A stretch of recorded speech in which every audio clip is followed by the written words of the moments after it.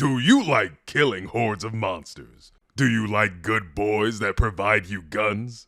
Do you like being woken up from your long sleep to be ordered around by a woman with mom issues to kill that said mom because she's a psycho scientist that turned the townspeople into monsters and you need to turn the island red with their blood to stop her? Well, then this is perfect for you. Sker Ritual definitely has that 80s and early 90s horror scenarios down. Make up some shit and run with it. Movies like Nukem High that had a concept and just threw a hurricane in the mix of it with a lot of outdated scenes that did not age well. But no worries because Scare Ritual is way better than that. But I bring it up because there is something cool we noticed before even starting the game. It appears that every stage is its own scenario. And after checking, yes, yes it is. That's pretty cool actually. So essentially after beating a stage or earning enough points, you get to move forward to a different story, but possibly doing the same thing. But how about the actual game? So this gives me BioShock vibes. That's a great feeling. Mom went bad and you need to kill her quiet ones, and her, stop the broadcast and save the world in this universe. So after sending you up the warp pipe, you need to figure out how from there. Pop enemies and gain experience. Experience earns you miracles, which are the points you spend to upgrade your abilities and get cool passive skills like making your grenades explode bigger. Speaking of weapons, you start off with a pistol that I throw away immediately for a revolver. Duh. You get a firebomb, a knife, and can eventually get a secondary weapons through the money the poor villagers drop when killing them. Don't worry, they don't need it anymore. This cash can be spent for a variety of cool weapons, actually. I'm not sure if different weapons will be in different scenarios, but this electricity throwing blaster is really cool. Each area gives you different objectives, such as destroy generators or lighting fires. The game also has a few interesting game events to help you or hinder, such as the nemesis A-hole that follows you around. Not too hard, but he's annoying when you're eventually facing down 40 enemies on the screen. Also, this cute little doggy that allows you to roll a weapon for cheap that could be worth the price.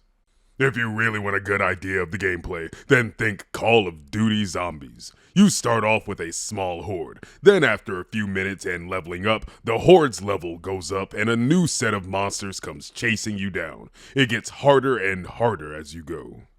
So with that, the game itself should be a smooth experience. So we aren't exactly the biggest FPS fans, but we did enjoy them. We also didn't make any changes to the controls while playing this game.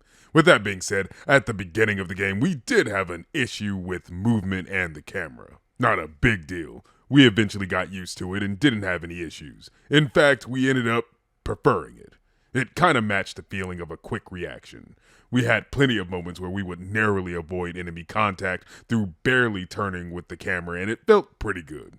Movement still isn't as smooth as I'd like it to be, but once again, we don't always play games like this and wasn't a big deal.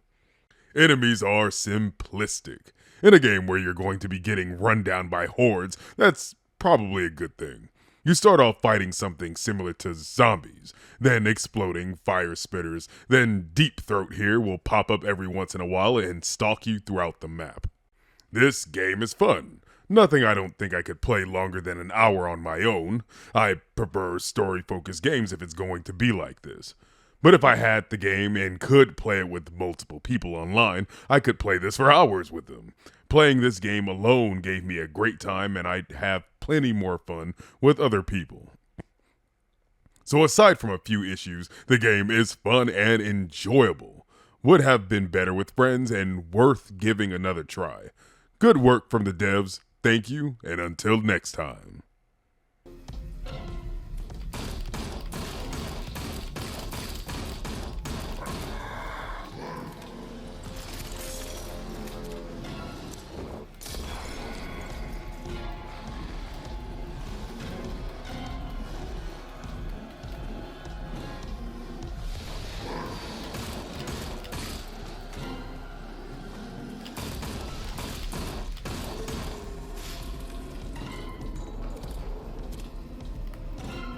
Okay.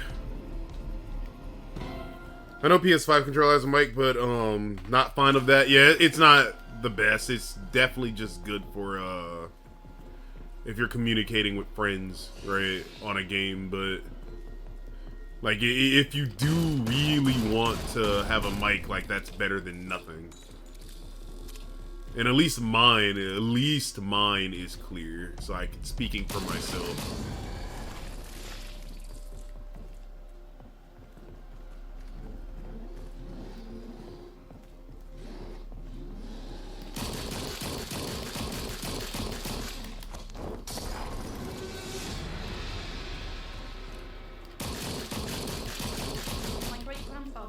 Sker used to live in this village.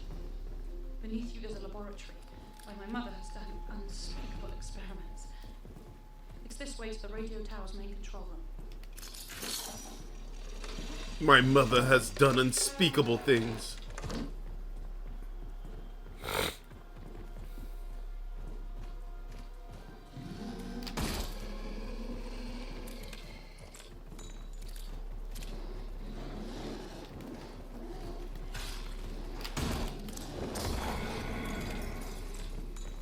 So I can't do that yet. Interesting.